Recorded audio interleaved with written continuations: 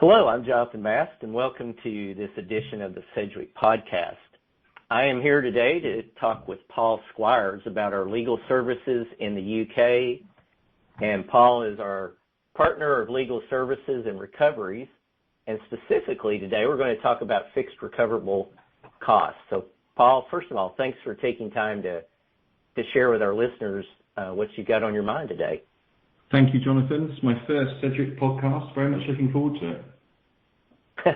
Well, we will handle you with kindness. No, it's always a fun time, and we do appreciate all our great subject matter experts. So let's jump right in and talk about what are fixed recoverable costs for those listening if they aren't already familiar with this topic.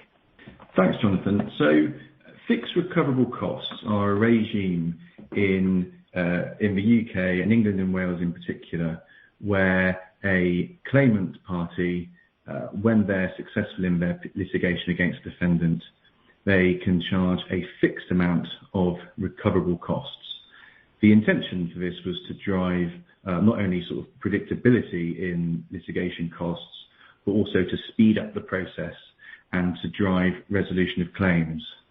It was initially brought in around 2010 and focused at road traffic accident cases and claims of smaller values. Over the years, it's been extended, and now this October, we have the spectre of an extension of the fixed recoverable costs regime to cover a much wider array of litigation here in England and Wales. That makes perfect sense, and I guess would lead one to ask, why has this change been enacted then? So I guess the intention is to, as I sort of signposted earlier, to drive cost certainty, to increase efficiency, and to reduce the overall time and expense involved with litigation. As part of the process, there will be set scale fees for various types of litigation, some simple, some more complex. And there will also be a slimming down of some of the procedures around witness statements, disclosure of documents, and so on. I think the issue is, though, certainly when I've looked at it and discussed it with some of my colleagues, like all these things, there are some good intentions, but there may well be some unforeseen consequences, and especially looking at the courts and how busy they are, and anticipating that no doubt a lot of claimants will seek to issue proceedings in September, I just wonder whether the market is really ready for this quite seismic change in litigation funding and the spike of cases that we will see going through an already quite busy court system. Yeah, that's the case a lot of times, right? It seems like something really good is going to happen, and then the byproduct and ripples may lead to those things that then we all maybe look back later and go, wish that hadn't happened. But it sounds like it's happening, and so how will this change be applied for fixed recoverable costs? No, exactly. So initially they're going to extend what we call the fast track. So we're now looking at cases, fast track is up to £25,000 in value, and they're introducing something called a new intermediate track, and that will apply from £25,000 all the way up to £100,000 in damages. I won't go into a huge amount of detail here because I think there's a lot of commentary out there on that, but just to say at this point there are 4 bands, band 1 being quite simple, through to band 4 being more complex, and for each stage of the litigation, so pre-issue proceedings all the way through to trial, as a party passes through those stages, they accrue a new fixed recoverable cost. So by the longer they go through the litigation, the more costs they're able to recover because a charge applies to each stage. There's a lot of information out there on it, and it's been in consultation for some years. I think this was initially signposted around 10 years ago. It was delayed because of some recent issues, I think COVID amongst others. So it's going to be an interesting time. I think the courts have accepted that there will be an element of trial and error with this. They will see how it works in practice, and no doubt it will be tweaked in the future if it does prove to be unworkable, or, as I anticipate, what you might find, as with all these things, is that some of the claimants might adapt their models to try and maximise the amounts they can recover under this scheme. Well, you mentioned it in the previous question, but certainly all these changes are coming, but what is the impact? How are we going to see that begin to ripple across all the various sectors? Well, like I say, I think the intended impact is predictability and the ability for parties to predict costs. And that's a noble goal. But I think there will be some unintended consequences. As you can imagine, for certain classes of claim now, the cost recoverable will be much, much lower. And so they will become less attractive areas for experts to practice in, not just legal experts, but perhaps the legal expenses insurance market or the ATE insurance market. They may well now see that this is a less attractive area for them. And if they pull out, what you could see is an impact on access to justice. There may well be some claimants who can no longer get the litigation funding that they require to bring their action, which of course is not a good thing. The intention is to improve access to justice, but I can certainly envisage a situation where actually that access is diminished. And also, as I've said before, looking at the way that the costs are staged, I think is quite interesting as well. Previously, a party might have spent weeks, months, maybe even years negotiating pre-issue, and they may have well have incurred a significant amount of costs in doing that, but the ultimate goal was to always avoid litigation. Whereas now, in this new environment, there would be no benefit for a claimant to do that.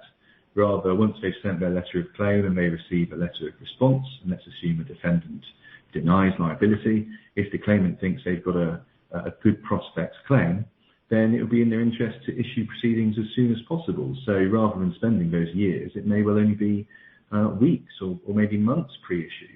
And of course, what that will do will drive up the amount of cases going into litigation. And as I've said, I've got my concerns on whether the market is ready for that.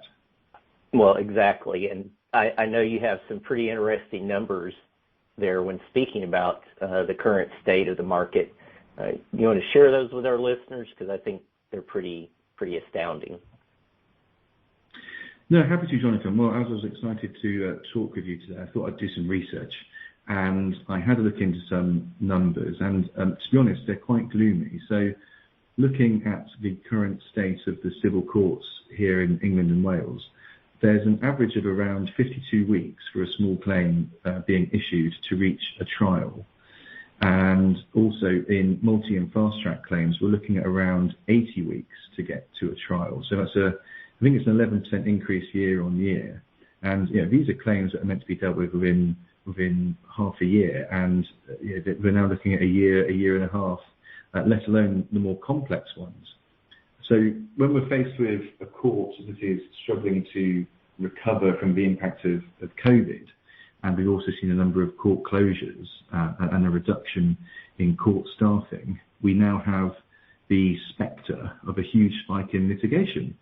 As I've mentioned, there will be a lot of legacy firms that have large WIP piles. So by WIP, I mean work in progress, time they've incurred over a number of years.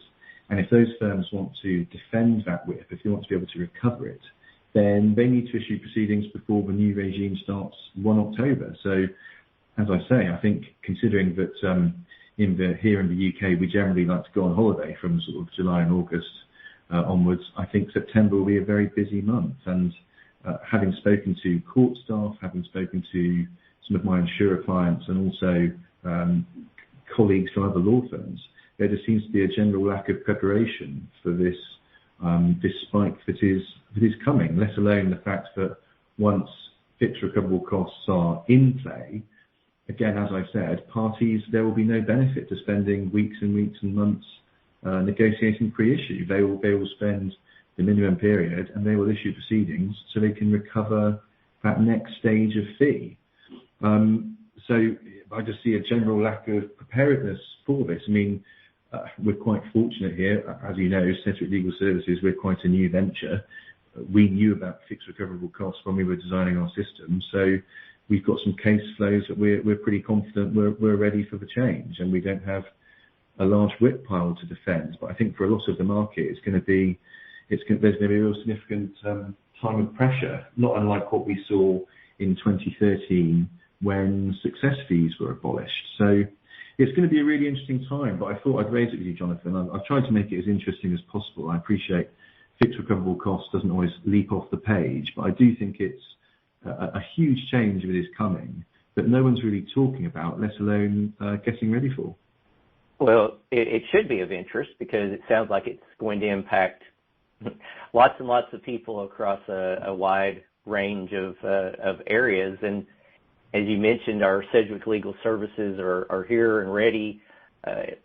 If people want to learn more, find out more about how to get in touch with you or the team, is there anything in particular they should know before we close out for this show? No, thanks, Jonathan. No, other than I mean this when I say I'd be absolutely delighted if someone got in touch with me to talk about fixed recoverable cost. That would make my day, and I welcome all and any contact. Well, fantastic. Well, again, Paul, thank you for taking a little bit of time out of your day, and we appreciate everybody listening. Get ready for those fixed recoverable cost changes, and sure we'll probably talk about this again on a future show. So until next time,